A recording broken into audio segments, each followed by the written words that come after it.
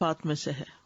قرآن مجید میں اللہ تعالیٰ فرماتے ہیں بے شک متقی لوگ باغوں اور چشموں میں ہوں گے، لینے والے ہوں گے جو ان کا رب انہیں دے گا، یقیناً وہ اس سے پہلے نیکی کرنے والے تھے، وہ رات کے بہت تھوڑے حصے میں سوتے تھے اور رات کی آخری گھڑیوں میں وہ بخشش مانگتے تھے، سحری کے وقت استغفار کرتے تھے۔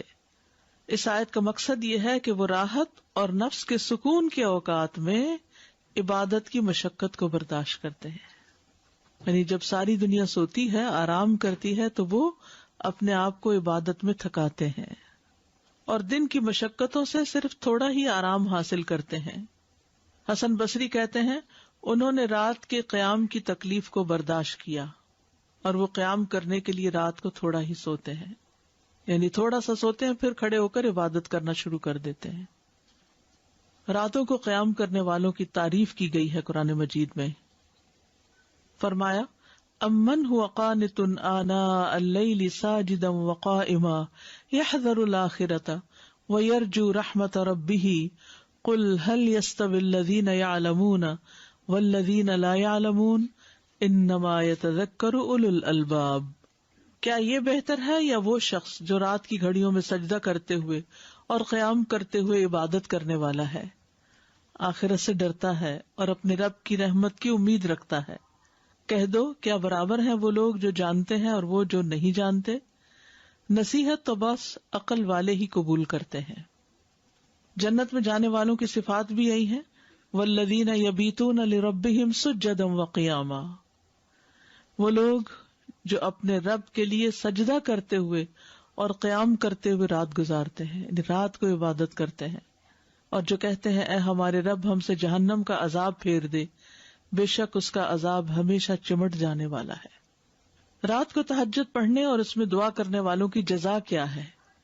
سورۃ الفرقان میں آتا ہے اولئک یجزون الغرفۃ بما صبروا ویلقون فیہا تحیۃ وسلاما خالدین فیہا حسنت مستقرا ومقاما۔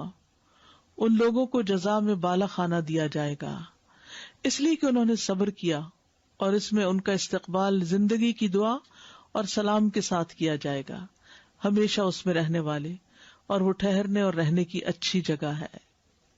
فرض کے بعد سب سے افضل نماز صلاۃ اللیل ہے۔ فرض نماز کے بعد سب سے افضل فائدے والی نماز رات کی نماز ہے۔ صحیح مسلم کی روایت سے یہ بات پتہ چلتی ہے۔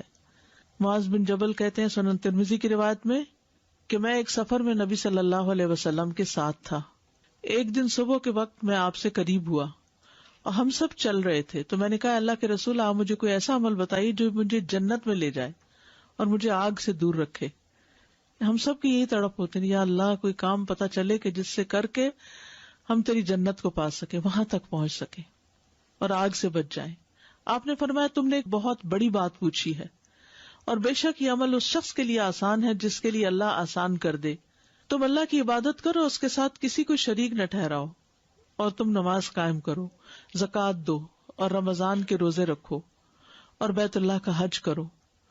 پھر آپ نے فرمایا کیا میں خیر کے دروازوں کی طرف تمہاری رہنمائی نہ کر دوں؟ روزہ ڈھال ہے، صدقہ گناہ کو ایسے بجھا دیتا ہے جس طرح پانی آگ کو بجھا دیتا ہے، اور آدھی رات کے وقت آدمی کا نماز پڑھنا۔ پھر آپ صلی اللہ علیہ وسلم نے یہ آیت پڑھی تتجافی جنوبہم عن المضاجع، ان کے پہلو بستروں سے الگ رہتے ہیں، یدعون ربہم خوفا وطمعا، اپنے رب کو خوف اور امید کی حالت میں پکارتے ہیں۔ تو اس سے پتہ چلتا ہے کہ تہجد پڑھنا جو ہے وہ جنت کی طرف لے جانے والے کاموں میں سے ہے، اور یہ مومن کا شرف ہے۔ نبی صلی اللہ علیہ وسلم نے فرمایا جبریل میرے پاس آئے اور کہا اے محمد صلی اللہ علیہ وسلم جیسے چاہے زندگی گزارے، بالآخر مرنا تو ہے، جس کو چاہے اپنا محبوب بنا لے، بالآخر جدا تو ہونا ہے، جیسے چاہے عمل کریں، بالآخر اس کا بدلہ تو ملنا ہے، اور جان لے کہ مومن کا شرف یعنی عزت قیام اللیل میں ہے، اور اس کی عزت لوگوں سے بے پرواہ ہو جانے میں ہے، یعنی لوگوں کی باتوں کی پرواہ نہ کرے، اس میں اس کی عزت ہے۔ یعنی اللہ کی نگاہ میں کون معزز ہے، کب معزز ہوتا ہے؟ جب رات کو نماز پڑھے۔ اور لوگوں کی نگاہ میں معزز کون ہوتا ہے؟ جو لوگوں کی غلطیوں کو معاف کر دے اور ان سے ان کے مال، ان کے پاس جو کچھ ہے اس سے بے پرواہی اختیار کرے، اس کی لالچ نہ رکھے۔ نبی صلی اللہ علیہ وسلم کی امت کے معزز لوگ. ابن عباس سے روایت ہے، انہوں نے کہا کہ رسول اللہ صلی اللہ علیہ وسلم نے فرمایا، میری امت کے اشراف قرآن کے حافظ اور رات کو نماز پڑھنے والے ہیں. یعنی صرف حفظ کرنا کافی نہیں بلکہ پھر اس کو راتوں کے وقت پڑھنا بھی چاہیے. قابل رشک انسان وہ ہے جو قرآن پڑھتا ہے اور رات کو قیام کرتا ہے.